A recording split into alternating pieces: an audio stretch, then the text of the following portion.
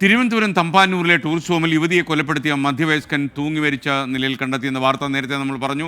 പേയാട് സ്വദേശി ആശയെ കൊലപ്പെടുത്തി സി കുമാരൻ എന്നയാളാണ് ആത്മഹത്യ ചെയ്തത്.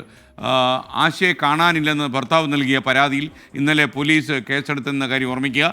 അജീഷ് ജയകുമാർ വീണ്ടും തമ്പാനൂരിൽ നിന്ന് നമുക്കൊപ്പം ചേരുകയാണ്. അജീഷ്, ഈ വാർത്തയുടെ പുതിയ അപ്ഡേറ്റ്സ് എന്താണ്?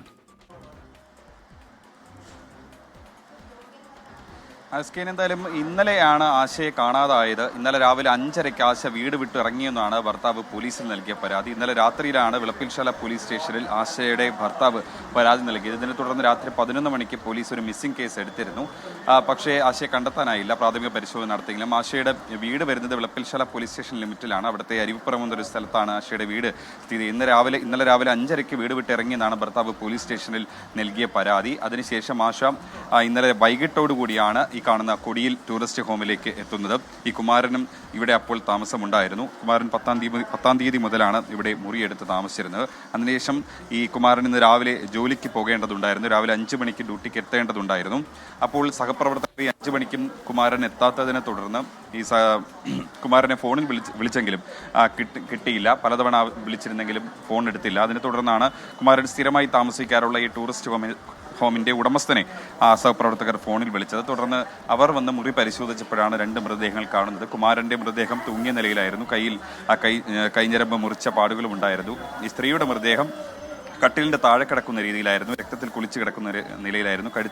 കഴുത്തറുത്ത് കൊലപ്പെടുത്തിയ ശേഷം കുമാരൻ ആത്മഹത്യ ചെയ്തതാകാമെന്നുള്ള നിഗമനത്തിലാണ് പോലീസ് ഇപ്പോൾ ഉള്ളത്. എന്തായാലും ഫോർട്ട് ICPയുടെ നേതൃത്വത്തിലുള്ള പോലീസ് സംഘം, തമ്പാനൂർ പോലീസിന്റെ നേതൃത്വത്തിലുള്ള സംഘം ഇവിടെ ഇപ്പോൾ പരിശോധന നടത്തുകയാണ്. അവിടുത്തെ റിസപ്ഷനിസ്റ്റിനെയും ജീവനക്കാരെയും അടക്കം അവരുടെ മൊഴി രേഖപ്പെടുത്തുകയാണ്. CCTV ദൃശ്യങ്ങളടക്കം പരിശോധിക്കേണ്ടതുണ്ട്. ഫോറൻസിക് സംഘവും ഇപ്പോൾ ഈ സ്ഥലത്തേക്ക് എത്തിയിട്ടുണ്ട്. അവരും ഇവിടെ പരിശോധന നടത്തും.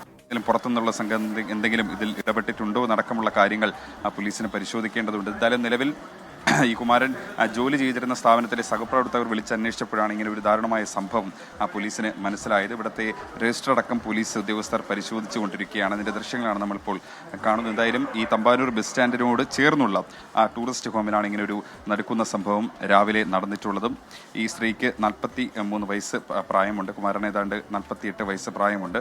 ഇവർ പേയാട് സ്വദേശികളാണ്. ഇവർ അയൽവാസികൾ എന്നാണ് മനസ്സിലാക്കുന്നത്. കുമാരനും ഭാര്യയും മകനും ഉണ്ടായിരുന്നു. ഭാര്യ പക്ഷേ വേർപിരിഞ്ഞ് പോയി, ഒറ്റയ്ക്കാണ് താമസം. അതിനുശേഷമാണ് ഇവർ പരിചയപ്പെട്ടതെന്ന് മനസ്സിലാക്കുന്നു. എന്തായാലും ഈ കൊലപാതക കാരണം കണ്ടെത്താനുള്ള ശ്രമത്തിലാണ് പോലീസിന്റെ ഇൻക്വസ്റ്റ് നടപടികൾ ഉടൻ തുടങ്ങും. ഫോറൻസിക് സംഘം ഇപ്പോൾ ഇവിടെ എത്തി പരിശോധന നടത്തുന്നുണ്ട്. അതിനുശേഷമായിരിക്കും മൃതദേഹം തിരുവനന്തപുരം മെഡിക്കൽ കോളേജിലേക്ക് മാറ്റുക. അജീഷ് ജയകുമാറാണ് വിവരങ്ങൾ നൽകിയത്. തിരുവനന്തപുരത്തെ തമ്പാനൂരിലെ KSRTC ബസ്സിന് ഏറ്റവും അടുത്തുള്ള ഹോട്ടലിലാണ്, ലോഡ്ജിലാണ് ഈ ദുരന്തമുണ്ടായത്.